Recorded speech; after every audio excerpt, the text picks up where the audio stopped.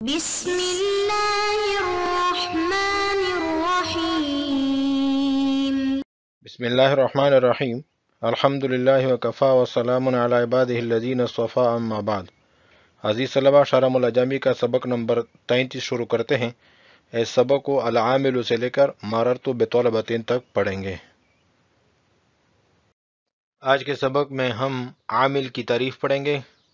اور پھر اس میں متمکن کے جو 16 اقسام ہے اس میں چند اقسام کے بارے میں پڑھیں گے۔ العامل، عامل جو ہے، والعامل، عامل جو ہیں لفظیاً چاہے لفظی ہو، کان و معنویاً یا عامل معنوی ہو، ما وہ چیز ہوتی ہیں بہی جس کے ساتھ یتقوم ای یحصل کہ حاصل ہوتا ہو المعنی المقتضی وہ معنی جو معنی مقتضی ہے، تقاضا کرنے والا، ای معنن یعنی وہ معنی من المعانی المعتبرۃ جو ان معانی میں سے ہیں جو معتبرہ ہیں، پے در پہ آنے والی ہیں، علی المعرب معرب پر، المقتضیت، المقتضیہ یہ معانی کی دوسری صفت ہے، المقتضیت جو تقاضا کرتی ہیں، مقتضی ہیں، للاعراب اعراب کا، ففی جاءنی زید پس جاءنی زید کے مثال میں جاء جو ہیں عامل عامل ہیں، اس لیے بھی کہ اس کے ذریعے سے حاصل ہوتا ہے معنی الفاعلیت فاعلیت کا معنی، فی زید جو کہ زید میں ہیں، فجعل الرفع پس بنا دیا گیا رفع علامتاً لہا علامت اس کے لیے، وفی رأیت زیدن اور رأیت زیدن کی مثال میں رأیت جو فعل ہے عامل عامل ہیں، اس لیے بھی کہ اس کے ساتھ حاصل ہوتا ہے معنی المفعولیت مفعول کا معنی، فی زیدن زید میں جو رأیت زیدن میں موجود ہیں، فجعل النصب تو نصب جو ہیں بنا دیا گیا علامتاً علامت لہا اس کے لیے، وفی مررت بزیدن اور مررت بزیدن کی مثال میں الباء عامل با عامل ہیں، اس لیے بھی کہ اس کے ساتھ حاصل ہوتا ہے معنی الاضافت اضافت کا معنی، فی زیدن زید میں، فجعل الجر پس جر کو بنا دیا گیا علامتاً لہا اس کے لیے علامت۔ المعرب بالحرکت فالمفرد المنصرف پس مفرد منصرف جو ہیں ای الاسم المفرد الذی یعنی وہ اسم جو مفرد ہو، لم یکن مثنًا تثنیہ نہ ہو، ولا مجموعاً اور جمع بھی نہ ہو، ولا غیر منصرف اور غیر منصرف بھی نہ ہو، کزید ورجل جس طرح کہ زید اور رجل کی مثال، وکذا الجمع المکسر المنصرف اور اسی طرح وہ جمع جو مکسر ہو اور منصرف ہو، ای الاسم الذی یعنی وہ اسم لم یکن بناء الواحد فیہ سالما کہ اس میں واحد کی بنا سالم نہ ہو، ولم یکن غیر منصرف اور غیر منصرف بھی نہ ہو، کرجال و طلبۃ جس طرح کہ رجال اور طلبۃ، فالاعراب فی ہذین القسمین من الاسم پس اسم کے ان دو اقسام میں اعراب جو ہیں علی الاصل اصل پر ہے، من وجہین دو وجہوں سے، احدہما پہلی وجہ یہ ہے ان الاصل فی الاعراب کہ اعراب میں اصل بات یہ ہے ان یکون بالحرکت کہ حرکت کے ساتھ ہو، والاعراب فیہما بالحرکت اور اعراب ان دونوں میں حرکت کے ساتھ ہیں، وثانیہما دوسری وجہ یہ ہے کہ انہ اذا کان الاعراب بالحرکت کہ جب اعراب حرکت کے ساتھ ہو، فالاصل پس اصل یہ ہے ان یکون بالحرکات الثلاث کہ تینوں حرکات کے ساتھ ہو، فی الاحوال الثلاث تینوں حالتوں میں، والاعراب فیہما بالحرکات الثلاث اور اعراب ان دونوں میں تینوں حرکات کے ساتھ ہیں، فی الاحوال الثلاث تینوں حالتوں میں، فالاعراب فیہما بس اعراب ان دونوں میں، بالضمۃ رفعا ای حالۃ الرفع رفع حالت ان کی ضمہ کے ساتھ ہوگی، والفتحۃ نصبا ای حالۃ النصب حالت نصب ان کی فتح کے ساتھ ہوگی، والکسرۃ جرا ای حالۃ الجر جری حالت ان کی کسرے کے ساتھ ہوگی، فنصب قولہ رفعا ونصبا وجرا رفعا ونصبا وجرا کا جو نصب ہے علی ظرفیت بنابر ظرفیت کے ہیں، بتقدیر مضاف مضاف کے تقدیر کے ساتھ، وَيَحْتَمِلُ النَّصْبَ اور نصب کا احتمال رکھتے ہیں علی الحالیت بنا بر حالیت کے بالمصدریت بنا بر مصدریت کے. فالقسم الاول پس پہلی قسم جو ہے مثل جاءنی رجل ورأیت رجلا ومررت برجل، یہاں پر ضمہ جو ہے رفع جو ہے ضمہ لفظی کے ساتھ ہیں جاءنی رجل میں، ورأیت رجلا یہاں پر نصب جو ہے فتح لفظی کے ساتھ ہے، ومررت برجل میں جر کسرہ لفظی کے ساتھ ہیں، اور اس میں بھی اسی طرح ہے. والقسم الثانی مثل جاءنی طلبۃ ورأیت طلبۃ ومررت بطلبۃ. مصنف جو ہے اعراب کی تعریف اور اقسام سے جب فارغ ہوا، اب عامل کی تعریف کرنا چاہ رہے ہیں، تو فرما رہے ہیں والعامل لفظیا کان او معنویا. یہ عبارت جو ہے سوال مقدر کا جواب ہے. سوال یہ ہوتا ہے کہ عامل کی تعریف دخول غیر سے مانع نہیں ہے، کیونکہ عامل سے متبادر طور پر جو ذہن میں آتا ہے وہ عامل لفظی آتا ہے کہ اس سے مراد عامل لفظی ہے، جس کی وجہ سے معنی مقتضی للاعراب حاصل ہوتا ہے. حالانکہ ہم آپ کو دکھاتے ہیں کہ معنی مقتضی للاعراب تو حاصل ہو رہا ہے عامل معنوی سے بھی، جس طرح کہ زید قائم. تو ہم جواب اس کا یہ ہے کہ ہماری جو عامل سے مراد ہیں وہ عام ہیں، چاہے عامل لفظی ہو یا معنوی ہو. تو زید قائم میں اگرچہ عامل لفظی نہیں ہے لیکن عامل معنوی تو ہیں. والعامل لفظیا کان او معنویا، عامل چاہے لفظی ہو یا معنوی ہو. ما وہ ہیں بھی جس کے ذریعے سے یتقوم ای یحصل کے حاصل ہو. یہ عبارت بھی ایک سوال مقدر کا جواب ہے. سوال یہ ہوتا ہے کہ یتقوم، تقوم یتقوم تقوما، یہ قیام سے مشتق ہے، اور قیام زید ہیں قعود کی، جو کہ خاصہ ہیں زیروح اجسام کا، اور عامل جو ہیں یہ زیروح نہیں ہے بلکہ غیر زیروح ہے. تو اس کے لیے یہ تقوم کا استعمال کیوں کیا ہے؟ تو اس کا جواب یہ ہے کہ یہاں پر یہ تقوم جو ہیں یہ بمعنی یحصل کے ہیں، اور حصول جو ہیں یہ غیر زیروح کی صفت ہو سکتی ہے. یتقوم ای یحصل کہ حاصل ہو، المعنی المقتضی معنی مقتضی، ای معنی من المعانی المعتبرۃ علی المعرب المقتضیۃ للاعراب، ای معنی من المعانی المعتبرۃ. یہ عبارت بھی ایک سوال مقدر کا جواب ہے. سوال یہ ہوتا ہے کہ آپ کی بیان کردہ تعریف عامل کہ عامل وہ ہوتا ہے کہ جس کے ساتھ معنی مقتضی للاعراب حاصل ہو. یہ تو جو حروف مضارع ہیں، حروف عطین، وہ اس پر بھی صادق آتی ہیں، کیونکہ حروف مضارع بھی ایک شے ہیں جس کے ذریعے سے معنی حاصل ہوتا ہے، اور وہ معنی مشابہت ہیں. حالانکہ حرف مضارع جو ہیں حروف مضارع حروف عطین وہ عامل نہیں ہیں. تو اس کا جواب یہ ہے کہ معنی مقتضی للاعراب سے مراد وہ معانی ہیں جو باری باری آنے والے ہیں معرب پر، اور باری باری آنے والے معنی جو ہیں وہ معنی فاعلیت، معنی مفعولیت اور معنی اضافت ہیں، نہ کہ مشابہت. لہذا عامل کی تعریف حروف مضارع پر صادق نہیں آئے گی. یہاں پر یہ بات سمجھ لیجئے کہ مضارع میں مشابہت والا معنی کیسے پایا جاتا ہے. اس کو ذرا غور سے دیکھ لیجئے.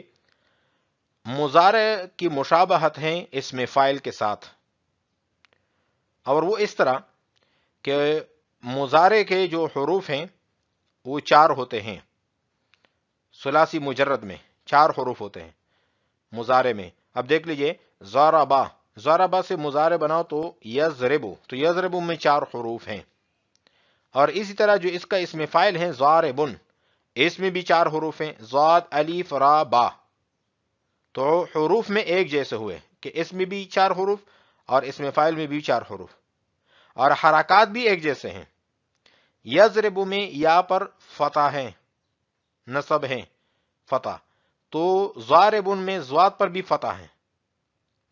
اور یضربو میں جو ضاد ہیں وہ ساکن ہیں، اور ضاربن میں الف بھی ساکن ہیں. اور یضربو میں را کے نیچے کسرہ ہیں تو یہاں پر بھی کسرہ ہیں،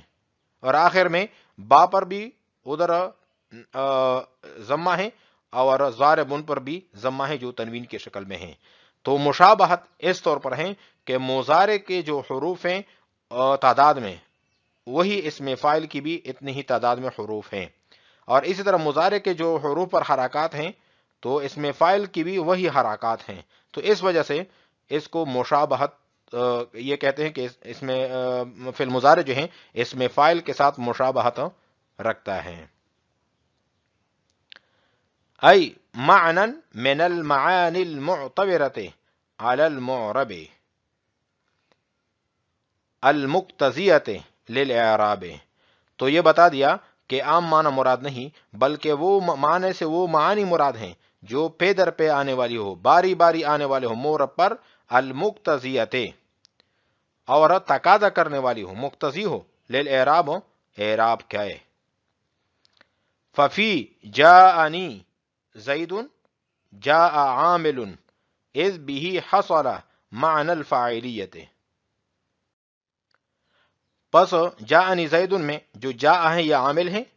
اس وجہ سے کہ اس کے ساتھ حاصل ہوتا ہے معنی الفاعلیت، فاعلیت کا معنی، یہ معنی الفاعلیت جو ہے یہ حصلہ کا فاعل بن رہا ہے، فی زید زید میں، فجعل الرفع پس رفع بنا دیا گیا، علامتا لہا اس کے لیے علامت بنا دیا گیا، وفی رأیت زیدن رأیت زیدن میں رأیت عامل ہے،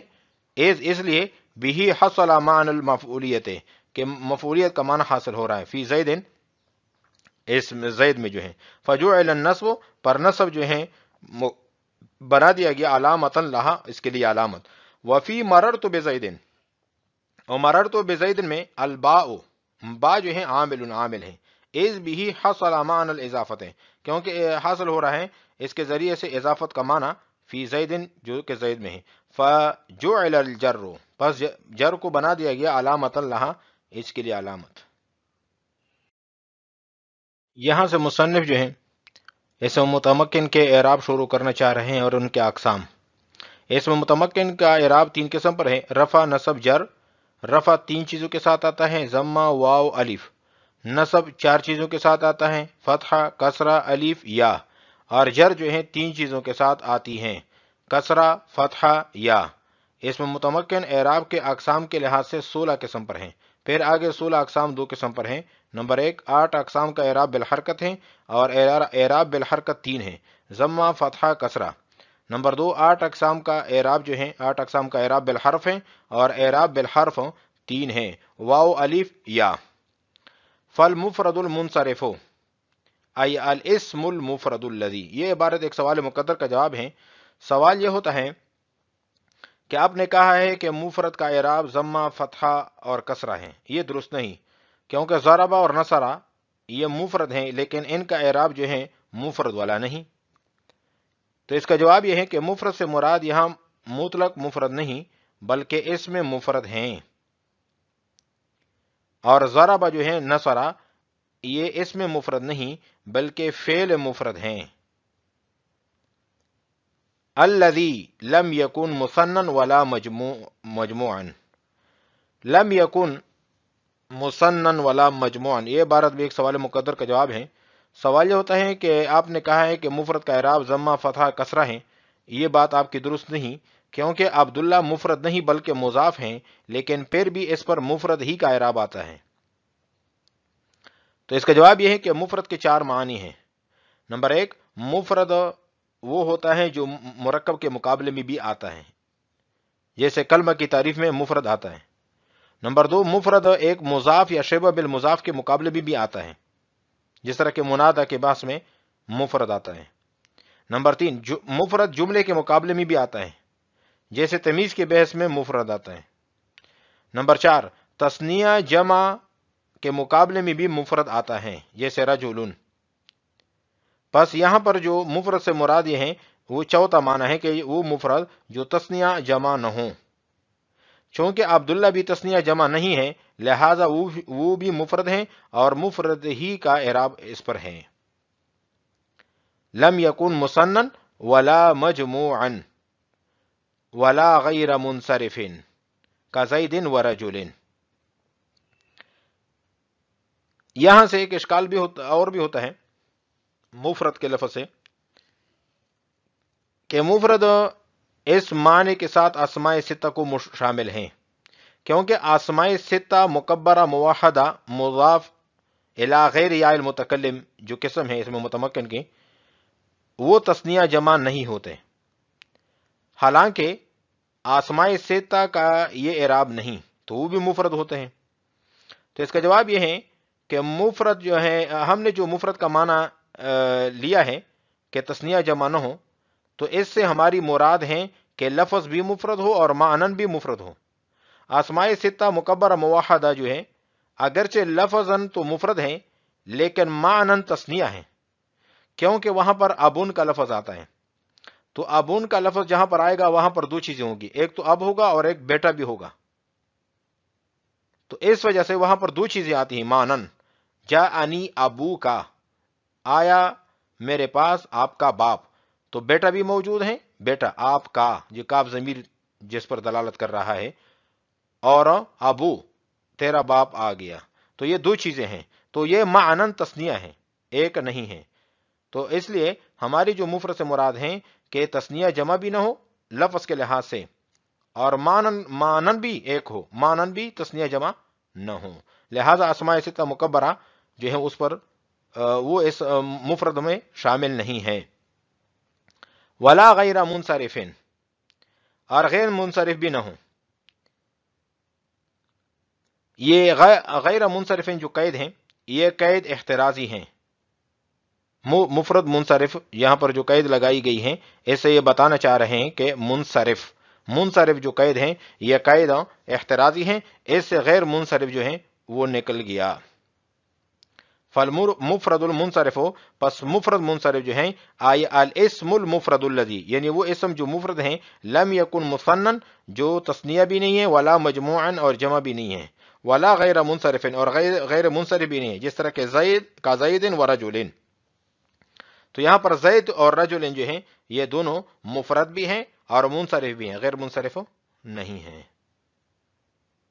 وَكَذَا الْجَمْعُ الْمُكَسَّرُ الْمُنصَرِفُ أَيْ الْاسْمُ الَّذِي لَمْ يَكُنْ بِنَاءُ الْوَاحِدِ فِيهِ سَالِمٌ، یہ عبارت سوال مقدر کا جواب ہے۔ سوال یہ ہوتا ہے کہ المکسر جو صفت آپ نے بنائی جمع کی یہ درست نہیں، کیونکہ مکسر جو صفت ہیں وہ مفرد میں پائی جاتی ہیں، جمع میں نہیں پائی جاتی، تو اس کا جواب یہ ہے کہ یہاں پر مکسر کا لغوی معنی مراد نہیں بلکہ اصطلاحی معنی مراد ہیں، تو اس سے مراد یہ ہے کہ وہ جمع جس میں واحد کی بنا سلامت نہ رہی ہو۔ المنصرف، منصرف جو ہے یہاں پر یہ قید احترازی ہیں، کس سے احتراز ہیں؟ غیر منصرف سے۔ ای الاسم الذی لم یکن بناء الواحد فیہ سالم، جس میں واحد کی بنا سلامت نہ رہی ہو، ولم یکن غیر منصرف اور غیر منصرف بھی نہ ہو، کرجال و طلبۃ، فالاعراب فی هذین القسمین من الاسم علی الاصل من وجہین۔ یہ سوال مقدر کا جواب ہے۔ سوال یہ ہوتا ہے کہ آپ نے مفرد منصرف اور جمع مکسر منصرف کو اکٹھے طور پر بیان کر دیا اور ان کو ایک ہی اعراب دے دیا، اس کی کیا وجہ ہے؟ تو اس کا جواب یہ ہے کہ یہ دونوں قسمیں جو ہیں دو اعتبار سے اصل تھی، اس لیے ان کو اعراب ایک ہی دے دیا، وہ اعراب دے دیا جو اصل ہیں۔ تو یہ کیسے دو اعتبار سے اصل ہیں؟ یہ اس طرح کہ قسم اول جو ہے مفرد منصرف صحیح، اس میں مفرد کا لفظ آیا ہے، تو مفرد جو ہے یہ تثنیہ جمع کے مقابلے میں اصل ہے، کیونکہ تثنیہ جمع دونوں مفرد ہی سے بنتے ہیں، اور منصرف جو ہے یہ غیر منصرف کی بنسبت اصل ہے، کیونکہ اسماء میں اصل منصرف ہونا ہے۔ اور دوسری قسم جمع المکسر المنصرف، اس میں جمع مکسر کا لفظ آیا ہے، تو جمع مکسر جو ہے یہ جمع سالم کے مقابلے میں اصل ہے، وہ اس لیے کیونکہ واحد اور جمع میں جو تغائر معنوی ہوتا ہے وہ مقتضی ہوتا ہے کہ واحد جمع میں تغائر لفظی بھی ہو اور تغائر لفظی علی وجہ الکمال ہو، تو وہ جمع مکسر میں پایا جاتا ہے، نہ کہ جمع سالم میں۔ اور منصرف کا لفظ اس لیے لگائیں کہ منصرف جو ہے وہ غیر منصرف کے مقابلے میں اصل ہیں۔ فالاعراب فی هذین القسمین من الاسم علی الاصل من وجہین، اعراب جو ہے اسم کے ان دو قسموں میں اصل پر ہے دو وجہوں سے، احدہما ان الاصل فی الاعراب، پہلی وجہ تو یہ ہے کہ اعراب میں اصل بات یہ ہے ان یکون بالحرکت، کہ حرکت کے ساتھ ہو، والاعراب فیہما بالحرکت، اور اعراب جو ہے دونوں میں حرکت کے ساتھ ہیں، وثانیہما، دوسری وجہ یہ ہے انہ اذا کان الاعراب بالحرکت، کہ جب اعراب حرکت کے ساتھ ہو، فالاصل ان یکون بالحرکات الثلاث، پس اصل یہ ہے، پھر اصل اس میں یہ ہوتا ہے کہ تینوں حرکات کے ساتھ ہو، اور تینوں حرکات جو ہیں فی الاحوال الثلاث، تینوں حالتوں میں ہوں، تو یہاں پر بھی اسی طرح ہے، والاعراب فیہما، اور اعراب ان دونوں میں، یعنی مفرد منصرف میں اور جمع مکسر منصرف میں اسی طرح ہے، والاعراب فیہما، ان دونوں میں جو اعراب ہے بالحرکات الثلاث، تینوں حرکتوں کے ساتھ ہیں، فی الاحوال الثلاث، تینوں احوال میں، حالتوں میں، فالاعراب فیہما، پس اعراب جو ہے ان دونوں میں، بضمت رفعا، حالت آئی حالت الرفع، رفع کی حالت جو ہے وہ ضمہ کے ساتھ ہیں، والفتحۃ نصبا، نصب کی حالت نصب کے فتح کے ساتھ ہیں، والکسرۃ جرا، حالت الجر، جر کی حالت جو ہے وہ کسرہ کے ساتھ ہیں، فنصب قولی رفعا و نصبا و جرا جو ہے یہ بنابر ظرف کے منصوب ہیں، بتقدیر مضاف، لیکن مضاف جو ہے وہ محذوف ہے، ای حالت النصب حالت الرفع حالت الجر، تو یہاں پر حالت کا لفظ جو مضاف ہے وہ محذوف ہے، وَيَحْتَمِلُ النَّصْبَ عَلَى الْحَالِيَّةِ أَوِ الْمَصْدَرِيَّةِ، اور حال کی بھی منصوب ہونے کا احتمال رکھتا ہے، اور بنا بر مصدر کی بھی منصوب ہونے کا احتمال رکھتا ہے، تو حال اگر بنائیں گے تو پھر اس کی عبارت یوں بن جائے گی، فالمفرد المنصرف والجمع المكسر المنصرف يعربان بالضمة حال كونهما مرفوعين، وبالنصب حال كونهما منصوبين، وبالجر حال كونهما مجرورين۔ اگر مفعول مطلق بناتے ہیں اور یہ مصدر بناتے ہیں تو پھر عبارت یہ ہو جائے گی یعربان بضمت اعراب رفع، اعراب رفع، اگر مصدر کے ان کو محذوف مان لیں اور بنا بر مصدر کے ان کو مفعول مطلق بنا لے، تو مفعول مطلق کے لیے تو مصدر اسی طرح ہونا چاہیے جس طرح کے فعل ہیں، تو اعرابہ اس کو محذوف مانیں گے، اور بنا بر مصدر کے پھر یہ حال مفعول مطلق بھی بن جائے گا، فالقسم الاول مثل جاءنی رجل ورأیت رجلا ومررت برجل، والقسم الثانی جاءنی طلبۃ ورأیت طلبۃ ومررت بطلبۃ۔ آج ہم نے پڑھا ہے العامل سے لے کر مررت بطلبۃ تک۔ وعلیکم السلام ورحمۃ اللہ تعالی وبرکاتہ۔